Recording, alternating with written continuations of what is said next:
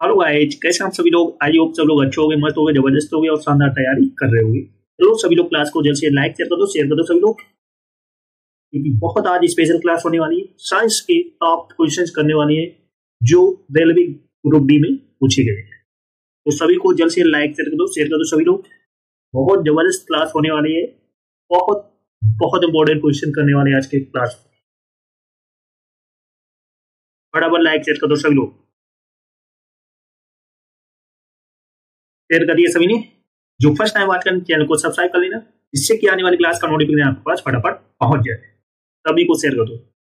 बहुत धांसू क्वेश्चन करने वाले हैं। You are ready?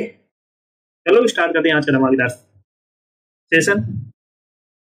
तो फर्स्ट क्वेश्चन है, जीवाणु की खोज सर्वप्रथम किसने की है? ल्यूवेनहाक ने। किसने की है? ल्यूवेनहाक ने। ल्यूवेनहाक ने की है, याद रखना। जीवाणु की खोज सर्वप्रथम किसने की है? ल्यूवेनहाक ने। नेक्स्ट क्वेश्चन है, दूध की दही के रूप में जमने का कारण क्या है? लैक्टोबैसिलस। क्या कारण है? लैक्टोबैसिलस के कारण दूध दही के रूप में परिवर्तित हो जाता है। नेक्स्ट क्वेश्चन है, फलों का अध्ययन क्या कहलाता है? होमोलॉजी। क्या कहलाता है? होमोलॉजी कहलाता है। स्टडी ऑफ फ्लावर्स, आप इंग्लिश में बोलोगे स्टडी ऑफ फ्लावर्स, तो इसको क्या कहेंगे? होमोलॉजी। होमोलॉजी।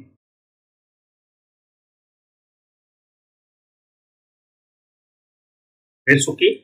नेक्स्ट क्वेश्चन है, पीतल किन दो धातुओं का मिश्रण है? पीतल किन दो धातुओं का मिश्रण है? तांबा और जस्ता।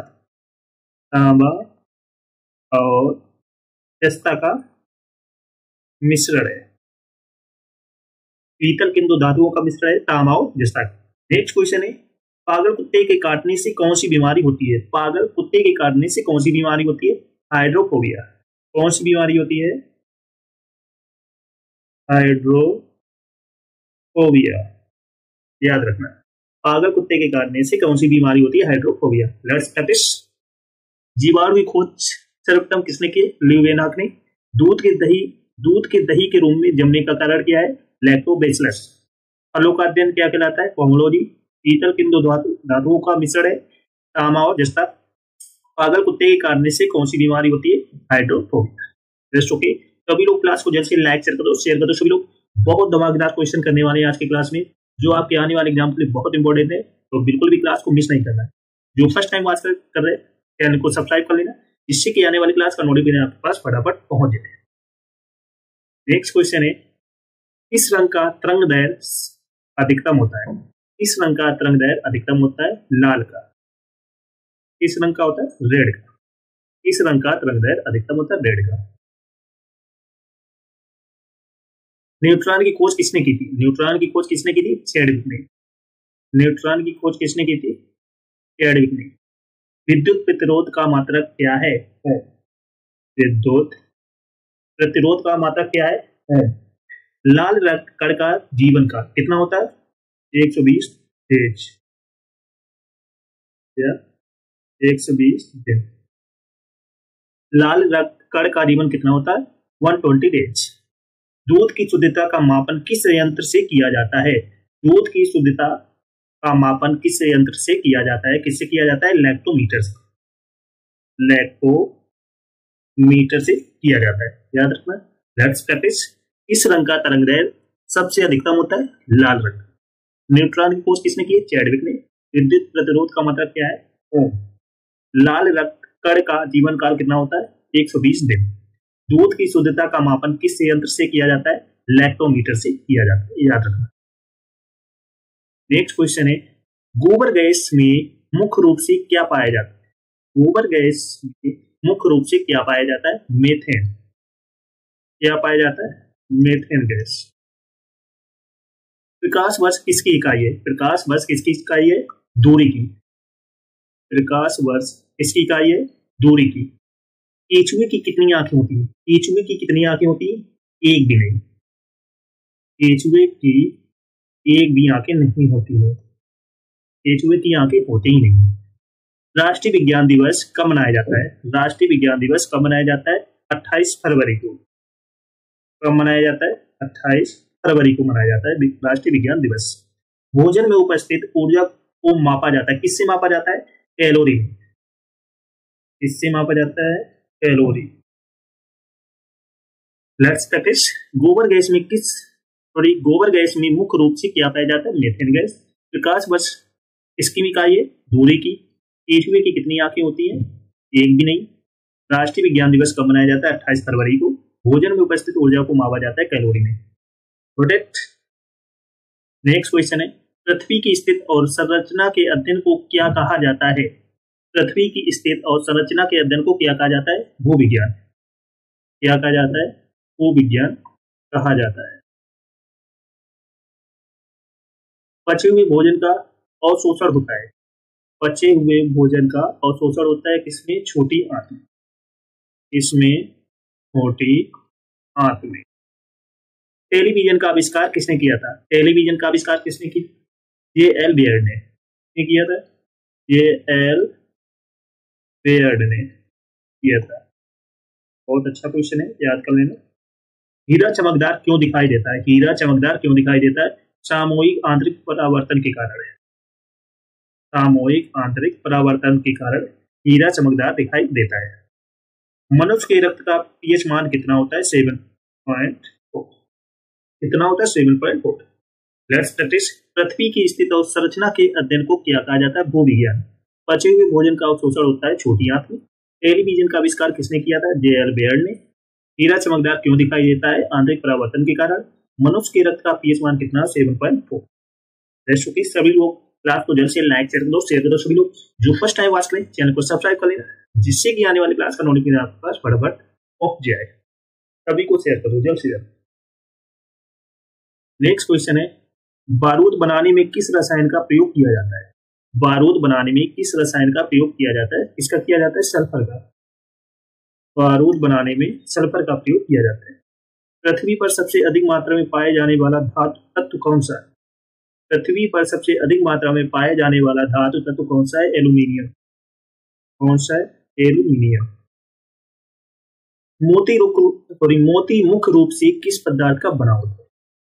मोती मुख्य रूप से किस पदार्थ का बना होता है? कैल्शियम कार्बोनेट का बना होता है। किसका बना होता है? कैल्शियम कार्बोनेट का बना होता है। मानव शरीर में सबसे अधिक मात्रा में कौन सा तत्व पाया जाता है? मानव शरीर में सबसे अधिक मात्रा में कौन सा तत्व पाया जाता है? ऑक्सीजन पाया जाता है। क्या पाया जाता है? ऑक्सीजन। किस प्रकार के ऊतक शरीर के सुरक्षा कवच का कार्य करते हैं? एपिथेलियम ऊतक। किस प्रकार के ऊतक शरीर के सुरक्षा कवच का कार्य करते हैं? कौन से? एपिथेलियम ऊतक। एपिथेलियम ऊतक। That's okay. नेक्स्ट क्वेश्चन है, मनुष्य ने सर्वप्रथम किस जंतु को अपना पालतू बनाया था? मनुष्य ने सर्वप्रथम किस जंतु को अपना पालतू बनाया था? किसको बनाया था? कुत्ता। कुत्ता को बनाया था। किस वैज्ञानिक ने सर्वप्रथम बर्फ के दो टुकड़ों को आपस में घिसकर पिघला दिया? किस वैज्ञानिक ने सर्वप्रथम बर्फ के दो टुकड़ों को आपस में घिसकर पिघला दिया? किसको? इसने डेवी ने। डेवी वैज्ञानिक थे, इन्होंने बर्फ के दो टुकड़ों को आपस में घिसकर पिघला दिया। डेवी वैज्ञानिक ने। गुब्बारों में कौन सी गैस प्रयोग होता है? गुब्बारों में कौन सी गैस का प्रयोग होता है? हीलियम गैस का। किस गैस का? हीलियम गैस का प्रयोग होता है। लाल रक्तकण आरबीसी का निर्माण कहाँ होता है? लाल रक्तकण आरबीसी का निर्माण कहाँ होता है? अस्थि मज्जा में। कहाँ होता है? अस्थि मज्जा में। लाल रक्तकण का जीवन काल कितना होता है? 120 डेज। कितना होता है? 120 दिन। मनुष्य ने सर्वप्रथम किस जंतु को अपना पालतू बनाया था? कुत्ता को। इस वैज्ञानिक ने सर्वप्रथम बर्फ के दो टुकड़ों को आपस में घिसकर पिघला दिया था। डेवी वैज्ञानिक ने। गुब्बारों में कौन सी गैस का यूज होता है? हीलियम गैस का। लाल रक्त कण आरबीसी का निर्माण कहाँ होता है? अस्थमज्जा में। लाल रक्त कण का जीवन काल कितना होता है? 120 दिन।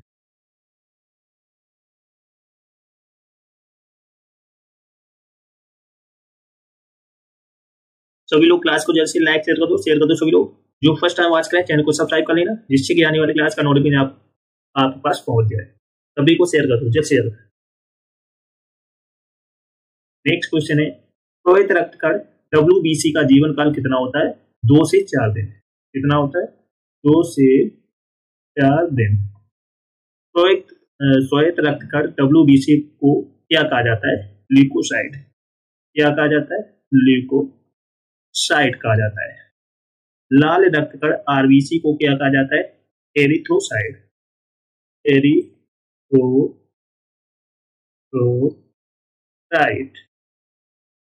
कहा जाता है।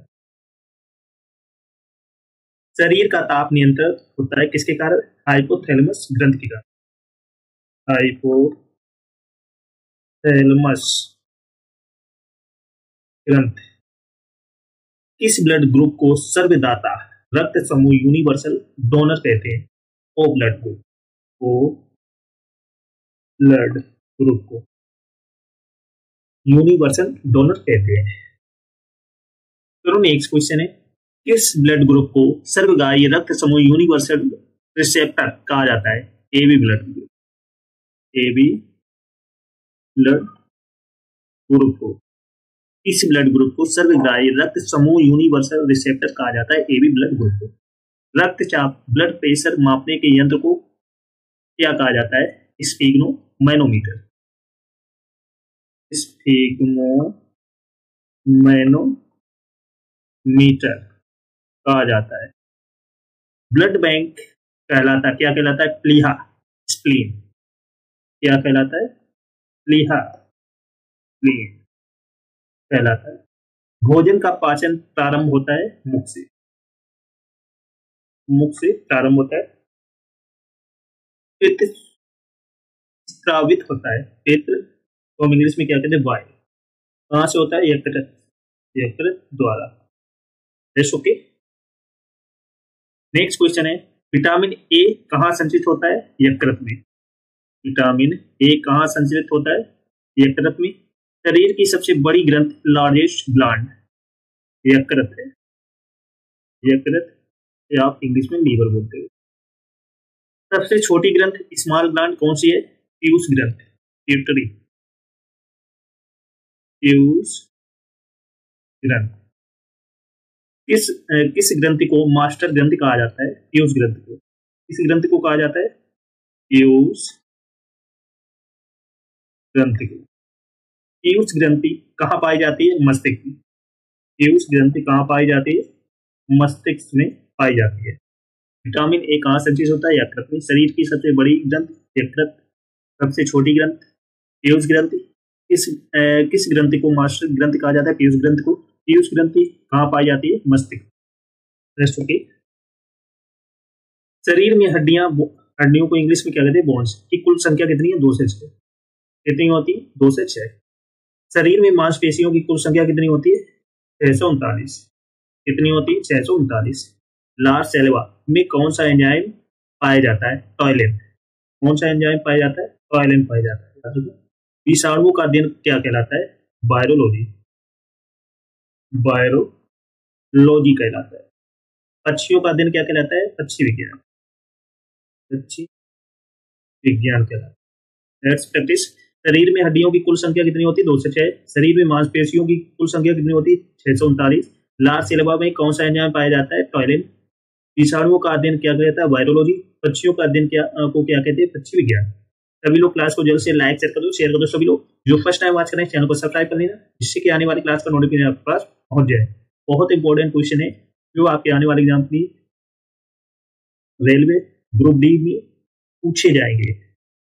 बहुत इंपॉर्टेंट साइंस के क्वेश्चन है, बिल्कुल भी क्लास को मिस नहीं करना है। What it? जीवाश्मों का अध्ययन क्या कहलाता है? पैलियोंटोलॉजी। क्या कहलाता है? पैलियोंटोलॉजी। जीवाश्मों का अध्ययन क्या कहलाता है? पैलियोंटोलॉजी। मनुष्य में पसलियों की संख्या कितनी होती है? कितनी होती है? 12 जोड़ी। 12 जोड़ी। मृदा का अध्ययन क्या कहलाता है? पैडोलॉजी। मृदा का अध्ययन क्या कहलाता है? पैडोलॉजी। मूत्र प्रणाली से संबंधित विज्ञान की शाखा कहलाती है यूरोलॉजी। क्या कहलाती है? यूरोलॉजी। विटामिन में कोबाल्ट होता है, vitamin B12। Vitamin B12। Blood स्टैटिस जीवाश्मों का अध्ययन कहलाता है पैलियोंटोलॉजी। मनुष्य में पसलियां या रिब्स की संख्या कितनी होती है? 12 जोड़ी। मृदा या मिट्टी का अध्ययन क्या कहलाता है? पेडोलॉजी। मूत्र प्रणाली से संबंधित विज्ञान की शाखा क्या कहलाती है? यूरोलॉजी। विटामिन में कोबाल्ट होता है, विटामिन B12। नेक्स्ट ओके, सभी लोग क्लास को जल्द से लाइक कर दो, शेयर कर दो सभी लोग। बहुत इंपॉर्टेंट क्लास होने वाली है, तो बिल्कुल भी क्लास को मिस नहीं करना है। नेक्स्ट क्वेश्चन है, कोशिका का पावर हाउस किसे कहा जाता है? कोशिका का पावर हाउस किसे कहा जाता है? माइटोकॉन्ड्रिया को। कोशिका का पावर हाउस किसे कहा जाता है? माइटोकॉन्ड्रिया को। पादपों में जल के परिवहन का कार्य कौन करता है? जाइलम। पादपों में जल के परिवहन का कार्य कौन करता है? जाइलम करता है। राष्ट्रीय विज्ञान दिवस कब मनाया जाता है? 28 फरवरी को मनाया जाता है। राष्ट्रीय विज्ञान दिवस कब मनाया जाता है? 28 फरवरी को। नेत्रदान में नेत्र के किस भाग का दान किया जाता है? कॉर्निया का। नेत्रदान में नेत्र के किस भाग का दान किया जाता है? कॉर्निया का किया जाता है। नेक्स्ट स्टेप इज, कोशिका का पावर हाउस किसे कहा जाता है? माइटोकॉन्ड्रिया को। पादपों में जल के परिवहन का कार्य कौन करता है? जाइलम करता है। राष्ट्रीय विज्ञान दिवस कब मनाया जाता है? 28 फरवरी को। नेत्रदान में नेत्र के किस भाग का दान किया जाता है? कॉर्निया का। याद रखना, बहुत अच्छा क्वेश्चन है। नेक्स्ट क्वेश्चन है, संक्रमण के खिलाफ शरीर के प्रतिरोध के अध्ययन को क्या कहा जाता है? इम्यूनोलॉजी। क्या कहा जाता है? इम्यूनोलॉजी। मांसपेशियों में किस अम्ल के एकत्रित होने से थकावट आती है? लैक्टिक अम्ल के। मांसपेशियों में किस अम्ल के एकत्रित होने से थकावट आती है? लैक्टिक अम्ल के। अंगूर में कौन सा अम्ल पाया जाता है? अंगूर में कौन सा अम्ल पाया जाता है? टॉर्ट्रिक अम्ल।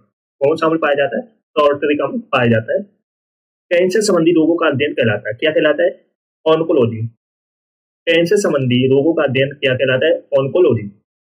मानव शरीर में सबसे लंबी कोशिका कौन सी होती है? मानव शरीर में सबसे लंबी कोशिका कौन सी होती है? तंत्रिका कोशिका। कौन सी कोशिका होती है? तंत्रिका कोशिका होती है। नेक्स्ट प्रैक्टिस, संक्रमण के खिलाफ शरीर के प्रतिरोध के अध्ययन को क्या कहा जाता है? इम्यूनोलॉजी। मांसपेशियों में किस अम्ल के एकत्रित होने से थकावट आती है? लैक्टिक अम्ल के। अंगूर में कौन सा अम्ल पाया जाता है? टॉर्ट्रिक अम्ल। कैंसर संबंधी रोगों का अध्ययन क्या कहलाता है? ऑन्कोलॉजी। मानव शरीर में सबसे लंबी कोशिका कौन सी होती है? तंत्रिका कोशिका। सभी लोग क्लास को जैसे लाइक कर दो, शेयर कर दो। सभी लोग जो फर्स्ट टाइम बात करें चैनल को सब्सक्राइब कर लेना, जिससे कि आने वाली क्लास का नोटिफिकेशन आपके पास फटाफट पहुंच जाए। सभी को शेयर कर दो, जल्द से जल्द। नेक्स्ट क्वेश्चन है, दांत मुख्य रूप से किस पदार्थ के बने होते हैं? दांत मुख्य रूप से किस पदार्थ के बने होते हैं? डेंटाइन के। किस पदार्थ के बने होते हैं? डेंटाइन के पदार्थ के बने होते हैं।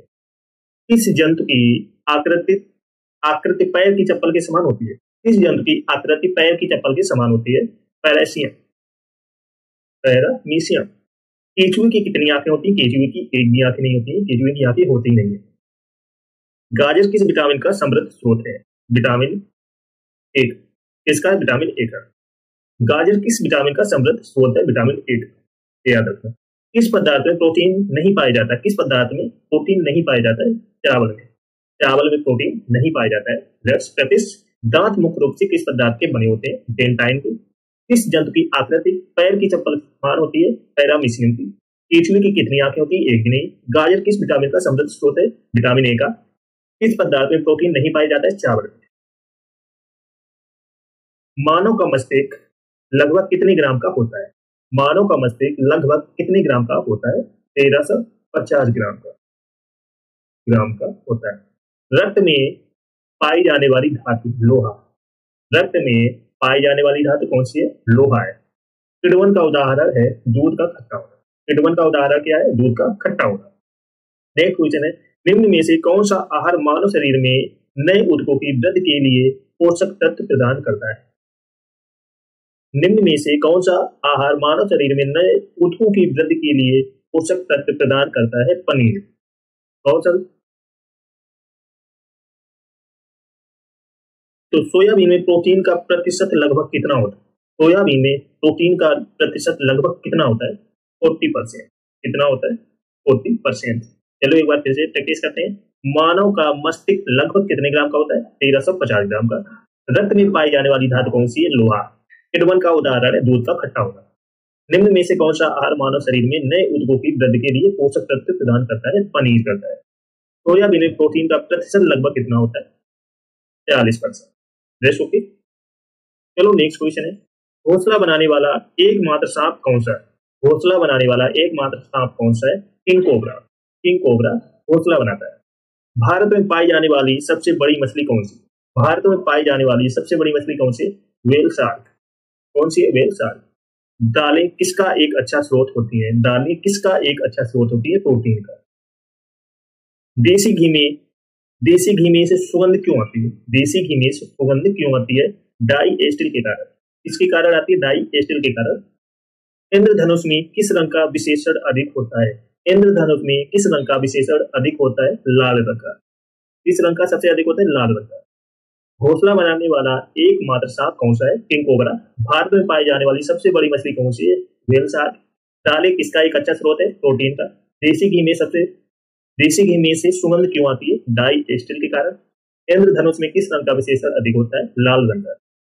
सभी को समझ में आ गया? सभी लोग क्लास को जल्द से लाइक कर दो, शेयर कर दो सभी लोग। जिसने ना किया हो, जो फर्स्ट टाइम वॉच करें चैनल को सब्सक्राइब कर लेना, जिससे कि आने वाली क्लास का नोटिफिकेशन आपके पास फटाफट पहुंच जाए। सभी को शेयर करो जल्द से जल्द। नेक्स्ट क्वेश्चन है, लिंग निर्धारण कहाँ से होता है? लिंग निर्धारण कहाँ से होता है? पुरुष क्रोमोसोम से। कहाँ से होता है? पुरुष क्रोमोसोम से। मनुष्य का हृदय होता है 4 कोष्ठी। मनुष्य का हृदय 4 कोष्ठी होता है।